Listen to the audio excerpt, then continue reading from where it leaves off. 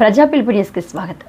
పటాన్ చెరువు పట్టణంలో హిందూ ఐక్య వేదిక ఆధ్వర్యంలో కాశ్మీర్లోని పహల్గాం వద్ద జరిగిన ఉగ్రదాడికి నిరసనగా పటాన్ చెరువు పట్టణంలో కొవ్వొత్తుల ర్యాలీ నిర్వహించారు. బీజేపీ, బజరంగ్ దళ్, విహెచ్పి హిందూ బంధువులు అధిక సంఖ్యలో పాల్గొని కొవ్వొత్తుల ర్యాలీ నిర్వహించారు.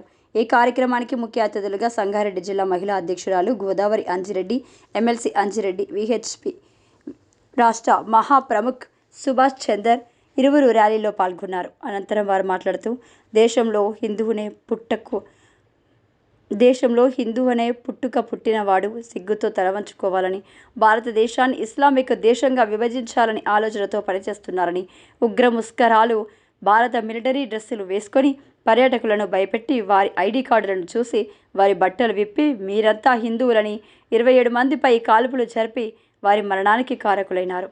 దేశ ప్రధాని నరేంద్ర మోడీతో సహా దేశ ప్రజలందరూ ఈ దాడిని ఖండిస్తూ హిందూ బంధువులను కాపాడుకోవాల్సిన సమయం వచ్చింది. ప్రధాని మోదీ అందరికీ సరైన బుద్ధి చెప్తారని, ఇకపై భారతదేశంలో అడుగు పెట్టాలంటే ఉగ్రవాదులకు భయమేందో చూపిస్తారు అని అన్నారు. ఈ కార్యక్రమంలో పటాన్ చెరువు పట్టణ అధ్యక్షుడు ఆనంద్ రెడ్డి, జిల్లా జనరల్ సెక్రటరీ కొల్కూరి రాజశేఖర్ రెడ్డి, పటాన్ చెరువు కన్వీనర్ శ్రీనివాస్ గుప్తా, కృష్ణమూర్తి చారి, నరేష్ ముదిరాజ్, మాణిక్ ప్రభు, జంగమ్మ, సంధ్య, రజని, స్వప్న తదితరులు పాల్గొన్నారు. హిందువులపైన మందిరాలపైన దాడి చేస్తున్నారు, హిందూ అమ్మాయిలు ఎత్తుకపోతున్నారు, హిందూ భూములు దోచుకుంటున్నారు. ఒక హిందూ దేశాన్ని ఒక ఇస్లామిక్ దేశం చేయాలని ఒకే ఆలోచనతో ఈరోజు జిహాద్ శక్తులు ఈ దేశంలో పనిచేస్తున్నాయి. చూడండి, మొన్న ఎంత దారుణమైన సంఘటన. హిందువా కాదా బట్టలు ఇప్పి చూడవలసిన పరిస్థితి, ఒక ఐడి కార్డు చూడాల్సిన పరిస్థితి. అంటే ఎంత మూర్ఖులు, ఎంత పిచ్చి వాళ్ళు, ఏ ఆలోచన ఇవాళ పనిచేస్తున్నారు. ఇవాళ అంటే హిందువులను చంపాలి, హిందువులు నాశనం ఒక దురాలోచనతో మాత్రం ఇవాళ జిహాద్ తీవ్రవాదం నడుస్తుంది. మన పక్కన జిన్నాలను చూడండి, ఎంత పిల్లలండి, ఇవాళ చాలా చిన్న పిల్లలు. ఆ పిల్లలతో ఒక ప్రయోగం చేశారు. ఒక మదర్సా ఉన్న మదర్సా నిర్వాహకులు వాళ్ళు వచ్చేసి ఒక శివుని యొక్క విగ్రహం ధ్వంసం చేశారు. ఎంత దారుణం చూడండి. అంటే చిన్నపిల్లలపై. కాబట్టి మన అందరం ఆలోచించాలి. వచ్చే రోజుల్లో ప్రతి హిందూ నా పార్టీ వేరే, నా కులం వేరే, నాకు డబ్బులు ఉన్నాయి, బాగుని అనుకుంటే ఎవరు సుఖంగా ఉంటారు గుర్తుపెట్టుకోండి. ఎవరైనా సంతోషంగా బతకారు. కాబట్టి హిందూ అన్న ప్రతి వాళ్ళు ఆలోచించాలి. జిహాద్ తీవ్రవాదం ఏ రూపంగా ఉన్నా కానీ ఏది పడాలో మనం కూడా సిద్ధంగా ఉండాలి. ప్రాణాలు పోయినా పర్లేదు, ఎంత కష్టం వచ్చే పర్లేదు, ఎంత నష్టం భరించినా మనందరం బయటకు వచ్చి మాట్లాడాలి. హిందూ కలిసి ఉండాలి, కలిసి మాట్లాడాలి, కలిసి పోరాడాలి.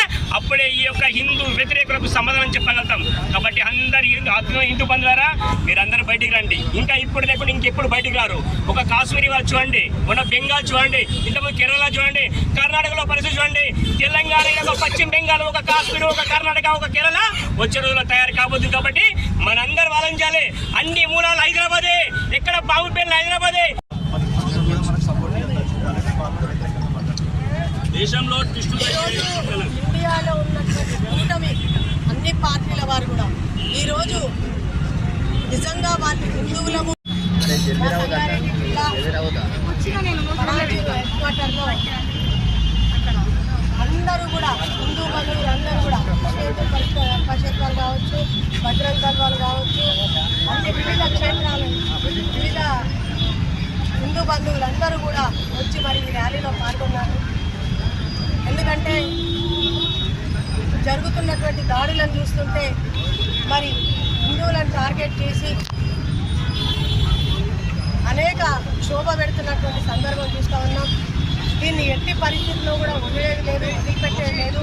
మరి నిన్న అమిత్ షా గారు కానీ మోదీ గారు కానీ మాట్లాడినటువంటి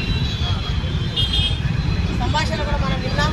ఎవరిని కూడా ఉపేక్షించేది లేదు, అందరికీ కూడా శిక్ష పడేలాగా చూసుకుంటాం, హిందూ బంధువులను కాపాడుకుంటామని కూడా చెప్పడం జరిగింది.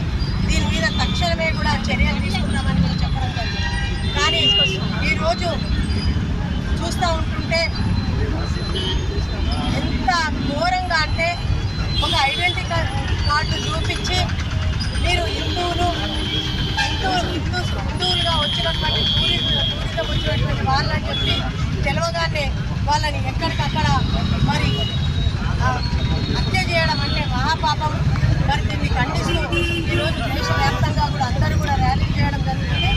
రాబోయే రోజులలో కూడా మన దేశ ప్రధాని నరేంద్ర మోదీ గారు హిందూ బంధువులందరినీ కూడా కాపాడుకునే విధంగా చర్యలు తీసుకొని తప్పకుండా రాబోయే రోజు